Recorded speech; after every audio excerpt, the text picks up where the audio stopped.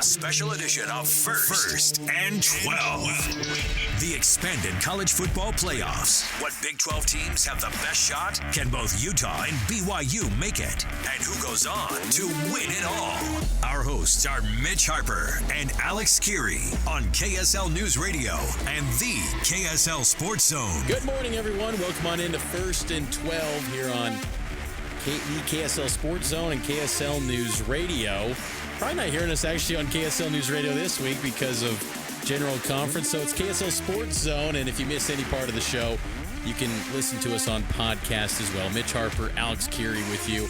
Our weekly look at the Big 12 Conference and BYU and Utah football. And it's a different feel this week, Alex, because the Cougs and the Utes buys this week. So a little bit slow locally here in the Wasatch Front.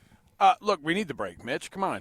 That's right. We're like you and I are like the rest of the teams, man. Like we get banged up, you know, and I won't reveal all of how I'm feeling, you know what I mean? But like, can I go next week? I don't know. Maybe not. Maybe not. I don't know. You don't know. Game time decision. I'll be a game time decision. I'm not going to say anything else about it. There's no point for me to say anything else about it. No.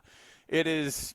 Yeah, it's been an interesting. I mean, my goodness, from a Big 12 perspective, locally, BYU and Utah are a combined 9-1, and that's a great place to start, right? If you're a local fan and you wanted this thing to go off well, I think that the biggest surprise, obviously, I mean, BYU has proven not just to be one of the big surprises in the Big 12 this year, they're one of the bigger surprises in the first 6 weeks of college football, and so they go into their first bye and they need the break, and I think it's a break from two things, Mitch. So you need the break from the actual physical toll that it takes on you, because these conference games in and out are no joke. And you need a minute to get a breath. They've only played 2 conference games so far. They're 2-0. And I do think that it's interesting because I don't want to be the bearer of bad news, or at least to make you think that. I mean, last year felt so dire at the end. No question. But it was 5 games. It was a 5-game losing streak that BYU ended the season on. They started the season 4-1. So if BYU were 4-1 today, I bet that BYU fans would be like, okay, you know, the sky's not falling. Not great quarterback play. Some question marks in the run game. But, you know, overall, you're 4-1. You only have to win 2 more games to get the ball eligibility. Sound familiar? Like, that's exactly what we were talking about last year, right? But I think that it is a different situation. And you and I have talked about it at length. We talked about it. We actually had a discussion about it. You came on JJ and Alex this week, and I said, what was it? And you were like, hey, This is BYU's markedly better at the offensive line position. They're markedly better, at running back when the guys are healthy. But the biggest improvement is the fact that you can hang a hat on a defense at this point. Last year it was spotty performances and things like that. But there is a difference this year. 4-1 last year to this year's 5-0.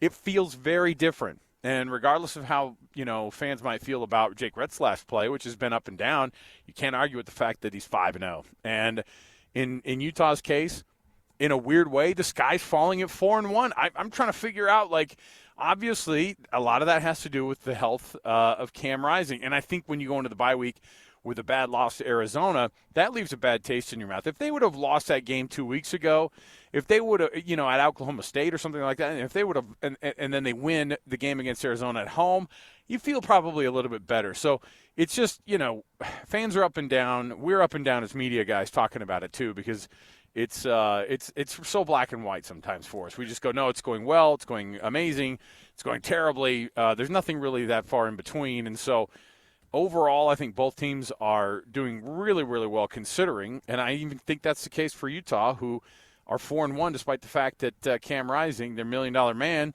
hasn't played hardly at all this season. What's going to be interesting with Utah is that their schedule is getting a little bit tougher than I think any of us expected. And I know you were pointing out in the preseason that Iowa State late in the season would be a tricky spot, and that's looking like that's going to be the case this year, whereas BYU's schedule seems a little bit lighter, at least late in the season. Now, the next 4 games, I could totally see a situation where BYU lost those 4 games, and that's kind of the beauty of the Big 12 in general, is that every game, really anything wild could happen in this conference. But I do think that Utah, though, they're going to still be in the hunt. BYU, I think because of them starting out so strong at 2-0 and how the schedule sets up with 4 games in Provo. BYU's in this conversation. I think it's great that, BYU and Utah, they have a chance here, Alex, to really become the tent pole programs in this conference. I think that to me is like the bigger storyline here beyond just simply this season. These two programs have the chance to be the marquee brands in a power league. And I think that's what's been kind of the fascinating piece of the Big 12 Conference coming into this post-Texas and Oklahoma life that they're in. Who's going to emerge as the big brands? And, man, I really hope that BYU and Utah don't lose any games between now and November 9th, because I can only imagine how off-the-charts big stage that's going to be between BYU and Utah, and it could really set off like this is the new era. These are the two, flagship programs that could really set the tone for the Big 12. Now, the legacy members of the Big 12 would say, no, like it's still us. But look, some of these the legacy programs in the Big 12, Oklahoma State not looking great, Baylor not looking good. Right. TCU's been up and down, and West Virginia's been up and down. So, what about that legacy powerhouse that is Kansas football, though? I mean, we were expecting so much out of those guys. I mean, at what point were we supposed to really think that Kansas was going to fire it up and be the best thing since sliced bread? Either way, this conference I was believing. I know. Let's go back for a minute to where everybody called me an idiot for saying that Utah was going to lose a game at home this year, because that was I brought it up about the Iowa State game, and of course the last thing on the planet people thought was going to happen is Utah was going to lose to Arizona. At least you know how we are in the preseason. You know how fans are in the, when they start to look at the schedule and they go, look, give me some projected wins. They go, win, not going to lose that one, not going to lose that one, not going to lose, win. They go, well, looks like we're going to be 11-1. I guess we might lose in the college football playoff, or whatever it might be. So, people overreact, and we're the same types. But I do think that we're finding out a lot about this conference, and that is, I think that in the end, everybody's walking away from at least the first 5 or 6 weeks of the season, and it's exactly what you and I said it was going to be. We just didn't know how it was going to shake out. There were always going to be surprises week on week. The steadiest program was supposed to be Utah, right? Yeah. We even knew that Mike Gundy was going to fail us a little bit. He's done that. He's done that to us in the past, and it might be that they can't pull out of this one. But I do think that overall, it's been a great start for the conference so far. It's not anywhere near where I thought it was going to be. Colorado is overperforming. Kansas is underperforming. BYU is overperforming. You have Baylor, who we thought for sure was going to rebound and figure it out because Dave Aranda's job was going to be on the line. No can do. So there's a lot of stuff in here. It's great because the biggest surprises in the conference mostly are centered around where we are right here. BYU is the biggest shock in terms of wins and losses and performance. And frankly, I was looking at the numbers, I think, this week too, Mitch. And BYU is total defense in the country is at 24, top 25 total defense. Total scoring, top 20 team. So total scoring defense, it's a top 20 team. And nobody's looking around and going, this offense is abysmal, because they've put up what? You got 35 or 34 points last week, 38 points the week before that, against two teams that if you would have said in the preseason, you'll score 38 against Kansas State at home and you'll win by 29. That in itself is already, I don't know where it is, and maybe this is hyperbole, Mitch, but that win against Kansas State, not just for how weird that game was and how wild it was probably one of the most marquee wins in Kalani Sitake's era as a head coach because of when it came. And I think certainly in the Big 12, it's probably got to be up there as the number one win that they've had in the conference. No question. And, BYU looks legit, and they're playing some great football, and they're getting answers from guys on the second, third units. They're digging into their depth and still finding answers. So BYU is playing at a high level, and I still feel like they can play loose. They can kind of play the chip on the shoulder, underdog mentality, whereas I think there's going to be a little more pressure going forward for Utah, because you can't just assume that, Kyle Whittingham's going to be around forever. Heck, he laid out kind of a timeline at Big 12 Media Day where he said he wouldn't be the head coach for that Utah-Miami game in about 3 years in Vegas. So time is ticking to get Whit that playoff appearance that he covets. And this team's got to turn it around. And that loss against Arizona kind of evaporated their margin for error for an at-large bid, because I think Utah's one of the few teams, because of their program, their recent success that they've had nationally as far as getting to Rose Bowls, they kind of have a little bit of that cachet that could, maybe get a coach in that playoff meeting to bang his fist on the table and say, I got to get Whittingham, in that at-large pool. Whereas not many of these other Big 12 teams have that going for them in a selective process. So, Utah's got a little more pressure, whereas BYU, I still think, despite being at the top of the standings, they can still play this, no one believes in us, chip on the shoulder, salty Kalani every Monday, chewing out me. I love it. Let's go. Hey, but I really wish you would have given them a fair shake, Mitch. No one believed in them but them in that room. That's my favorite one so far this year. And look, it could all fall apart. No question. Who knows? I mean, it could. They could lose the next four. I know. I mean, who knows how it's going to shake out? But I think people can look around and say, was there an improvement this year so far? Absolutely. And I think most importantly, there's a massive improvement in the guy who's taking snaps under center. Part of what we're doing today, though, the show's a little bit different than the normal kind of setup during the week, because we don't have a BYU game and we don't have a Utah game to break down like we normally do. And so there's going to be a lot of time spent on what the landscape of college football might look like in the future, and the effects of what the other big conferences across the country with their decision-making, how that affects the rest of everybody else in college football, Mitch. And so some of the conversation today is going to be centered around what those playoff odds look like in the future. At some point, it's going to go to 14 teams. At some point, you're going to see a lot of changes in the landscape of what teams get in, what don't.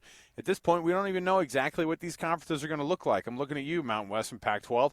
Everybody is trying to figure out where they live in this new world of college football, and we're going to kind of reflect it off of that all the rest of this week as well. Our program is brought to you by Macy's. Happy shopping. Of course, they've been an awesome sponsor for us throughout these first couple of years of 1st and 12. Mitch Harper, Alex Kirry. We'll take our first break. We'll come back.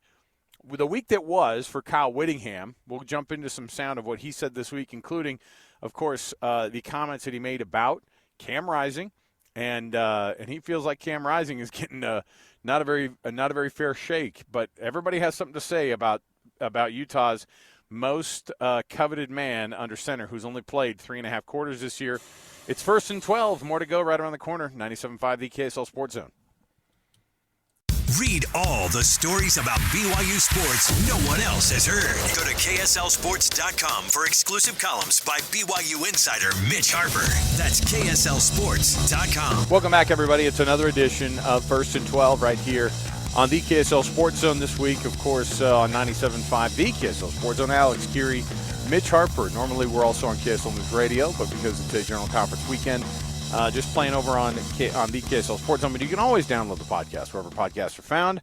And that's how we always encourage people. If you want to catch up during the week on anything Big 12 related with this program or with the local teams here, of course, between BYU and Utah, who are both members of the conference, then, of course, we can give you all of that information. But both teams are, of course, on a bye this week.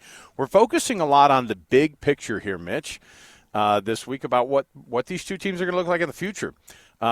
Though, so far this year, both teams have had pretty interesting goes with the injury bug. That's part of college football. All these coaches are very, very savvy about, the injury bug and how difficult it is to try to get through college football. It's nearly impossible to get going through the first 5-6 weeks of the season, which both teams are now through 5 games. The Utes are 4-1. The Cougars are 5-0. And Kyle Whittingham this week addressed the media with a couple of things. One, about the play of his freshman quarterback and about the non-play of his senior quarterback, his super senior quarterback, Cam Rising. He had to address all these things this week and many other topics. But here's Coach Witt during the bye week talking about his Utah Utes and where they are right now going into their bye week. What do you feel like you've learned in the last few days since the game? Oh, gosh. Really, the things we talked about in the press conference after the game, almost to a T, showed up on the tape. Didn't run the ball well enough. Didn't defend the run well enough. We dried up in the red zone. Didn't convert 4th downs. We weren't physical enough. And really, they came ready to play. And we were not as ready as they were, and they beat us, and that's what happens if you're not ready to play at your best. Kyle, Cam's taken a lot of heat the last 2 years over his injury. It's not stuff that he can control, but is there anything maybe in how you handle injury reports or kind of the extent of how you process it that maybe can help that process? I know you can't control that either, but is there anything that way that can help? All I'll say is Cam Rising wants to play worse than anybody, and when he's able to, he will. And it's not like he's been, just able to play and not going. That's not the case. I'm not sure what you mean when they say he's taking heat. I'm never on social media. I don't know anything that's going on out there, so I don't know where that's coming from. But I can tell you for certain that he wants to play, and as soon as he gets the go-ahead, he will play, and we hope it's this next game. There have been true freshmen in the program who have started at quarterback and played significant time. But does Isaac impress you? Is he ahead of guys that you've had in the past? Well, he's doing some really good things. He's also making some freshman mistakes. So there's it's a learning curve. Can't think off the top of my head who started as a true freshman in the past. If you gave me some names, I could maybe draw some comparisons. But he's done some things that have exceeded our expectations, and some other things that, again, are very freshman-like. But he's shown a lot of toughness, a lot of courage. He's got a great deal of confidence, and he's got a lot of tools. He's got a lot of natural gifts to succeed at the position. Does the way the offense has performed the past 2 weeks, I guess, emphasize the urgency to get Cam back in uniform? Well, yeah, he's one of the best quarterbacks in the country, and so that it's a quarterback-driven game. It's the most important position on the field, and it's not even close.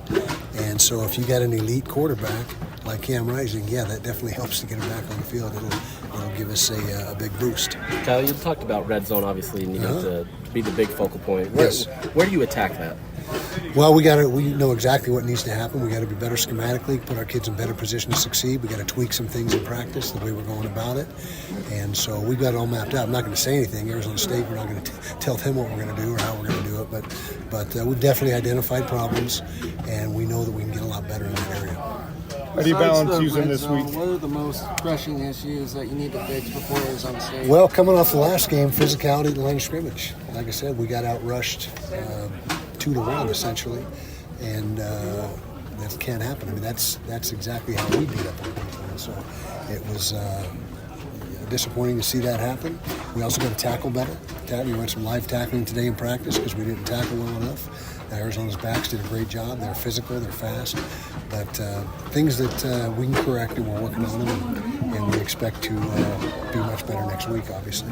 How do you balance using a bye week to get the team healthy and get right, and increasing physicality and making sure you're ready to bring that back? Yeah, well, we're having 2 physical practices today and tomorrow, and so that'll be part of the first part as far as getting back to being physical. But you also want to give them a break. They've been playing football now for 2 straight months. If you go back to the 1st of August when fall camp started, so it's time for a bye week, and it comes at a good time in that respect. And let them get some of the bumps and bruises healed up, get their legs back underneath them, and refresh, I guess you could say, and get ready for the second half of the season.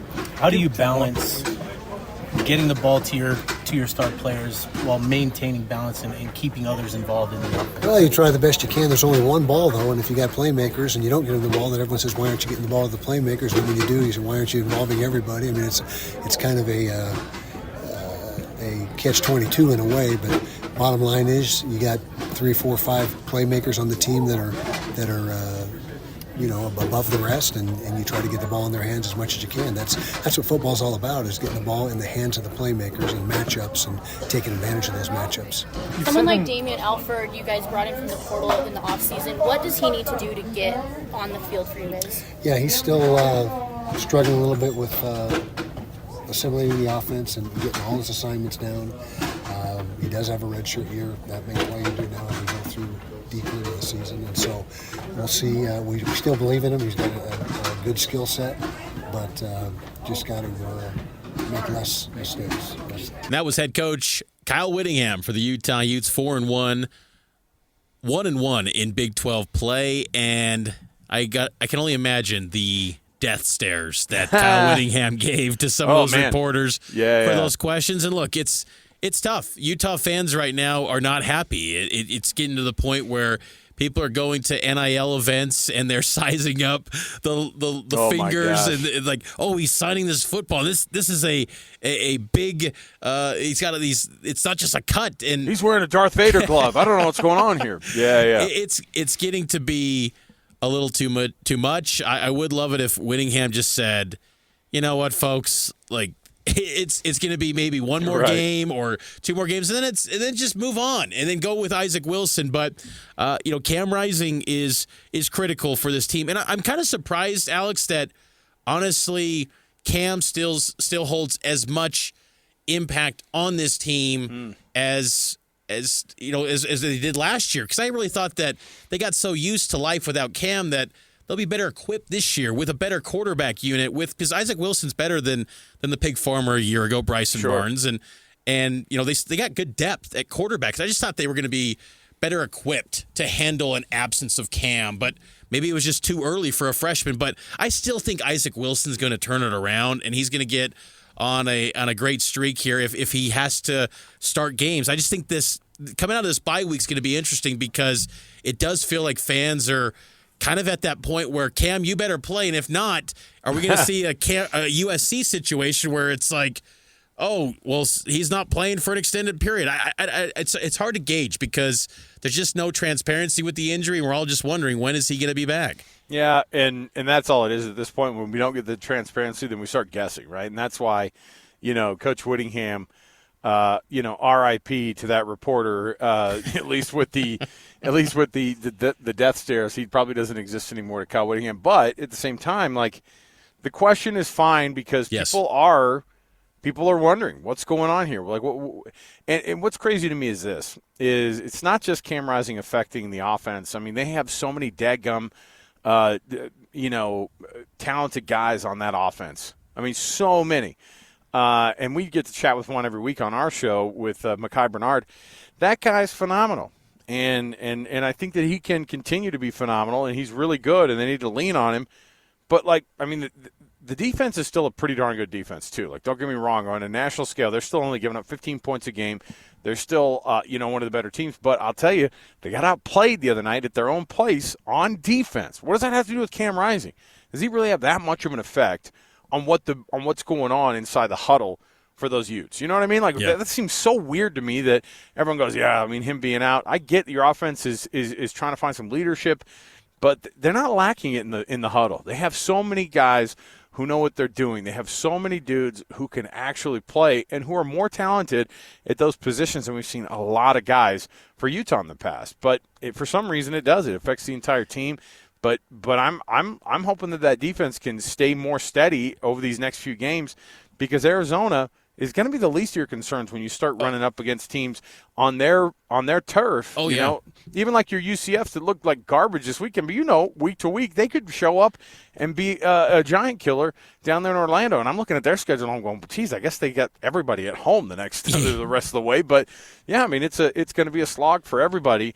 And if you're going to have to go, well, we're not very good unless we have Cam there, that kryptonite is going to affect you, and you got to be careful. They do. It's difficult with Witt to try to figure out. They do, and they're banged up on the defensive side in spots with Karini Reed, Connor O'Toole. So Utah's got to get healthy, and more than just Cam, but they also got to get over that mental hurdle of they can't operate and still be a Big 12 title contender without Cam, because regardless, in January, it's moving on to the next era. I mean, that's the thing. It's like you're only 3 months away from life without Cam forever. Doing this anyway, so it's like, if it has to happen earlier, like, I'm not foreshadowing season ender here, but it's like that day is coming, and you can't be, you can't be paralyzed by no Cam Rising, because that day will be coming in 3 months. You just don't want it to be happening now, and you want to have the best foot forward for this Utah program as they head in to the Big 12.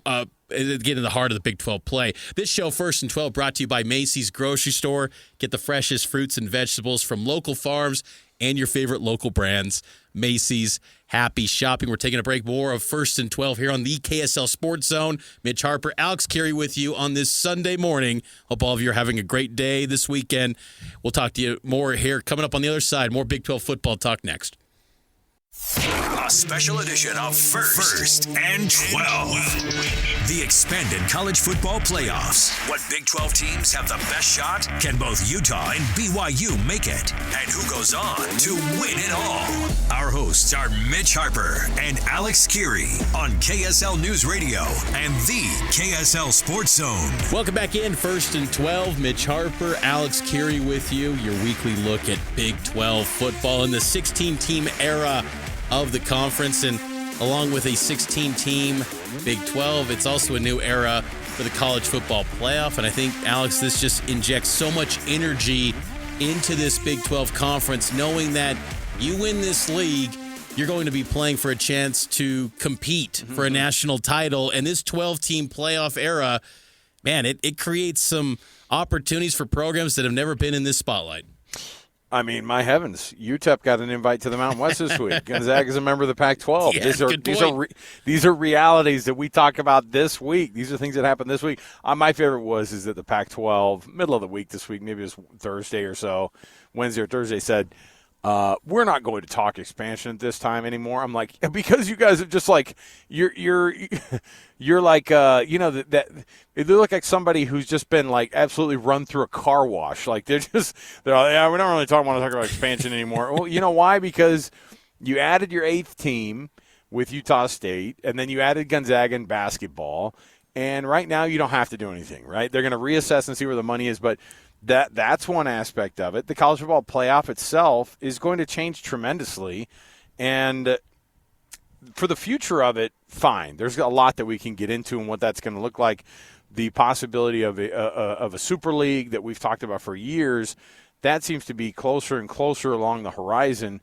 But it's also one of those things where you have multiple TV deals across multiple conferences, Mitch, that make this extremely complicated, right? I mean, like there's so many moving parts to this, but it is one of those deals that it will change a lot over the next few years. How is it going to affect all these teams locally? I'm not really sure. But I do know that some of the realignment stuff has provided for some awesome fodder this week when it comes to the college football playoff stuff. Now, there are two things that were mentioned this week. One was the possibility of a super league, obviously with the SEC and Big Ten meeting together this week in secrecy. Whatever that is, whatever version of like a supervillain meeting inside of a volcano is, that's probably what they had this week. Between the two conferences. But of course, they're the ones who are going to be pulling all those levers. But the talk about what the future of college football looks like and what a playoff looks like, at the very least, the 12-team playoff looks like it's going to expand at least to 14, and that's just in the most recent version of how this thing's going to look. I don't know how that affects the local teams here. I don't know what that looks like. If that is just 2 extra bids that the SEC and the Big Ten are going to be fighting over, does that matter for teams out west? Does it create more opportunities, or is it just one of those where you feel like it's going to be less and less for these teams locally here to be able to be a part of that national discussion? I think it potentially would create less if it does go to that 14-team model. I feel like this 12-team model is the perfect setup for college football because it gives access to everyone, and it feels as fair as, honestly, you can make a college football postseason to determine a national champion. Now, it's always going to be, questions because they word things, that playoff committee, in a way that they're doing it in a setup to where they can avoid lawsuits, but at the same time, they're creating opportunities for the big logos to match up and play for national titles. But, the Big 12 is part of that mix, and they're a power conference, and they still have real access to that playoff where maybe they can get multiple teams into it. Now, the 14-team playoff potentially, and I hate that we haven't even got to the 12-team playoff yet, and the Big Ten and SEC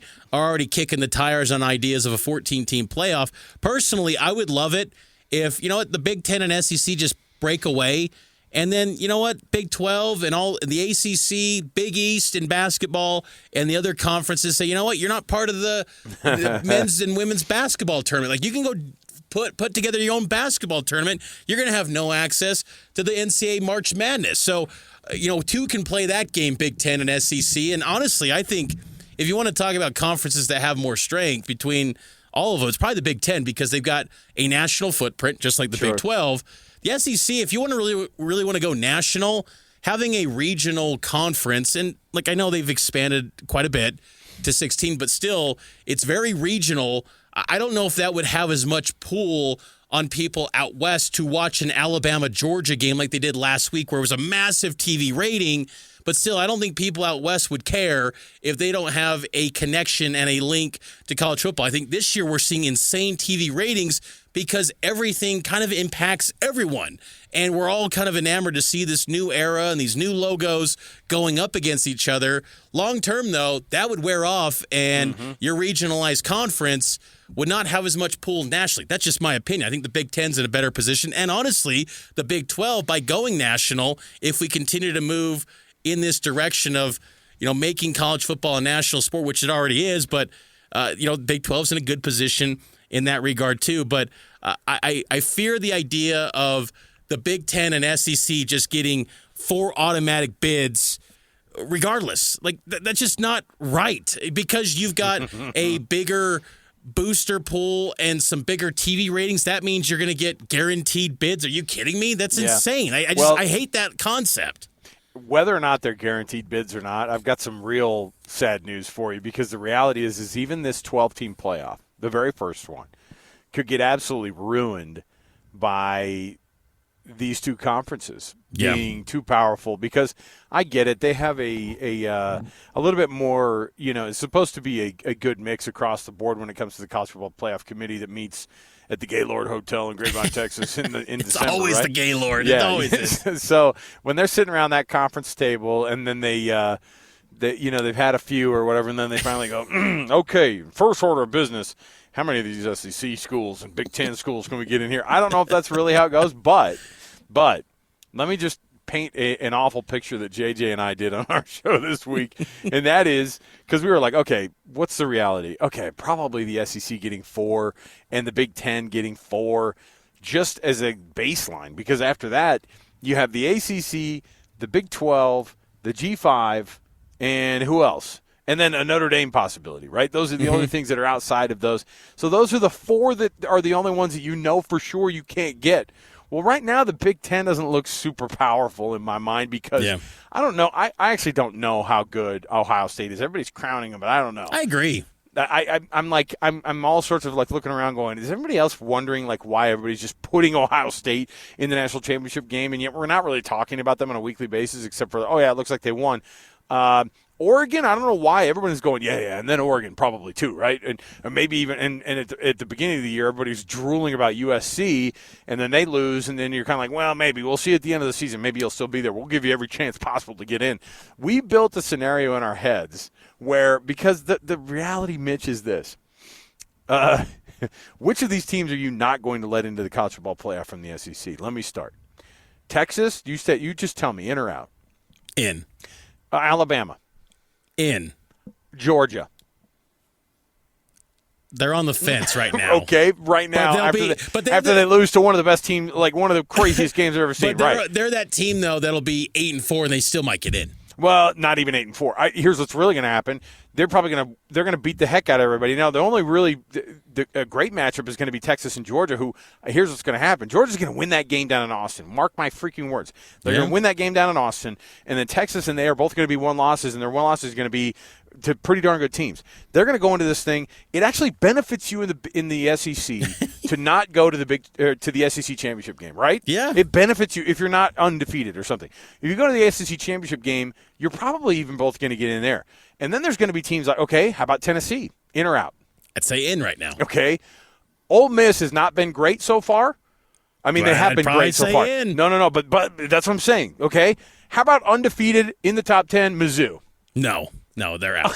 Okay, except for, they were kind of on the edge last year, right? There's a ton of teams on this that are on the door. What I'm saying is that I just named off 7 teams, Mitch. Yeah. I just named off 7 freaking teams from the SEC that 4 or 5 of them were going, yep, in, and then 2 or 3 of them were going, maybe on the fence. The reality is that's one of those conferences.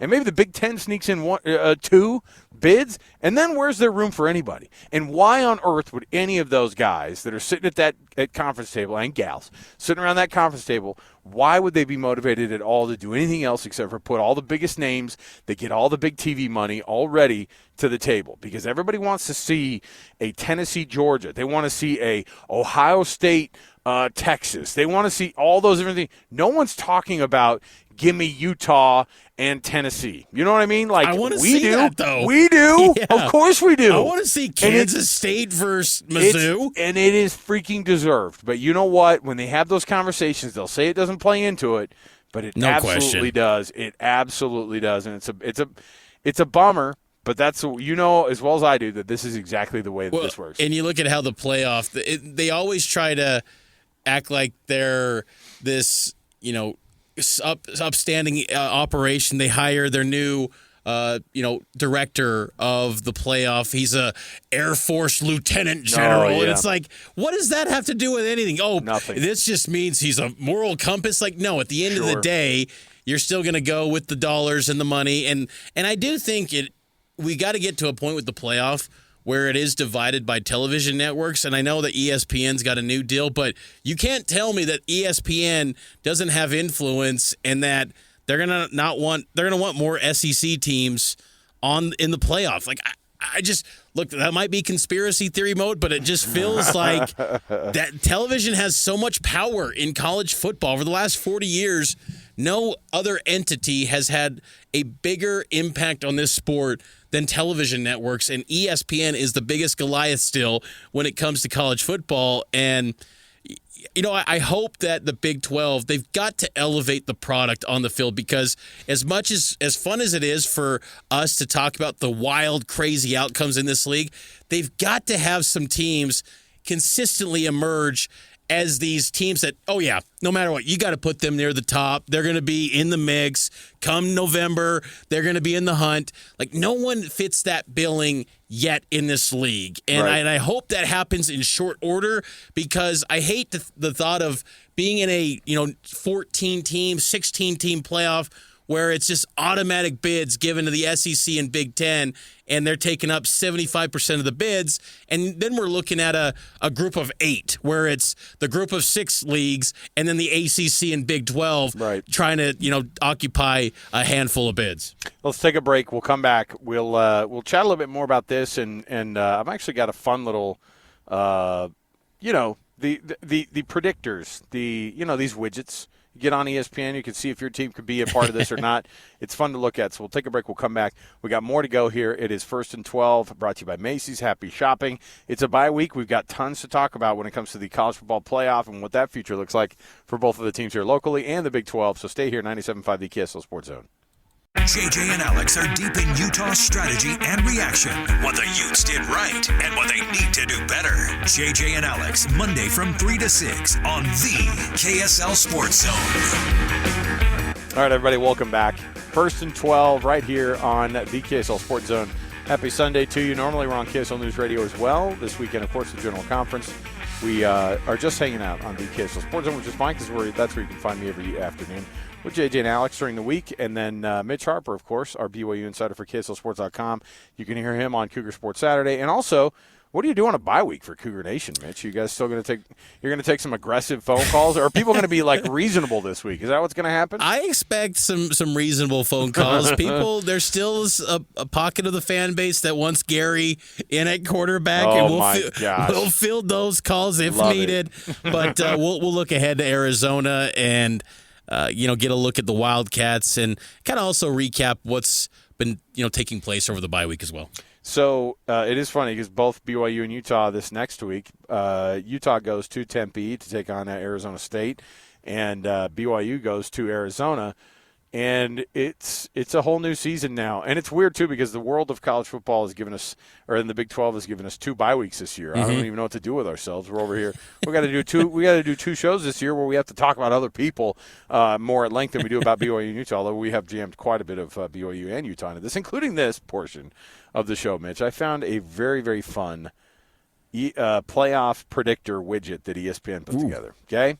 And so it gives you 24 teams across college football right now who are the most likely to make the college football playoff. By the way, I'll say when BYU is 2-0 and Utah is 2-0, Every person that predicted where the bowl projections and all those things are, even at 2-0, even at 3-0, BYU had a handful of bowl predictions, but it was First Responder Bowl, Military Bowl, all the like the Armed Forces Bowl. It's something in Texas, right? It's something in Dallas Fort Worth, and something playing, UTSA or Navy or whomever that you wouldn't get necessarily that excited for, but it's certainly bowl games that you've been used to as BYU fans. However, now with Utah 4-1, BYU at 5-0, the most Big 12 predictions have BYU just because the numbers bear it out right now, not because of anything else except for just like, hey, if you were to go with right now and just project it forward, BYU has the best odds to be in the college football playoff. Them and Iowa State. Unreal. And not only that, but you still have, ESPN has BYU as a 4 seed. On3 has BYU as a 4 seed. CBS Sports put them as a 4 seed into it. I think another one of the big ones has BYU as a 10 seed or an 11 seed, and Iowa State is the 4 seed coming out, which means, of course, that would be BYU and Iowa State likely playing one another in the Big 12 championship. In really fun worlds, Mitch, you have BYU and Utah playing one another in the Big 12 championship game in Arlington. I don't know how to get it there, but it's weird that we're actually talking about it. The possibility is still on the table right now as we speak, going into Week 6 of the college football season. But here we go. I've got this whole predictor. And of the 24 teams, the only Big 12 teams that are in there are Iowa State and BYU currently that ESPN put in their widget. And they have BYU set as a 24% chance to make the college football playoff as of today. Are you kidding me? Wild, right? Considering where we're at the beginning of the year. But I'll go through, and you pick the team that you think could go to the college football playoff. So let's pick BYU for funs and poops and giggles here on the program. Their hardest games the rest of the way, according to this widget, are BYU hosting Oklahoma State. So you tell me if they win that game or not. Win. Okay. Going to UCF. Loss. Okay. And then at Utah. I'd still say a loss right now. Okay. So you've got them losing. Let's say that still puts them in the conference championship game. And just for fun, let's say they win the conference championship, even with those 2 losses. The possibility to make the playoff is still 97% because they were the conference champion. They still have them as a 4 seed. They have them playing Tennessee.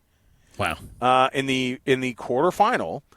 And the second team from the Big 12, if they put one in, would be, if my widget will still continue. No, they don't have a second team for the Big 12. Oh my gosh, it is. It's going to be replete with SEC teams. Now, let's go back and just for fun, let's go pick and see what we get if we were to go back and say, okay, UCF a win. Let's say that. Let's say UCF is a win. All right. If you were to go through and say UCF is a win, okay. Now BYU, and let's say they win the conference championship game. They go to Arlington, they win the conference championship game. It has them playing Utah in the conference championship game. It has them beating Utah in the conference championship game because we chose that as the option. And it has BYU as a 3 seed in the college football playoff. It has Utah as an 11 seed. Okay? Love that.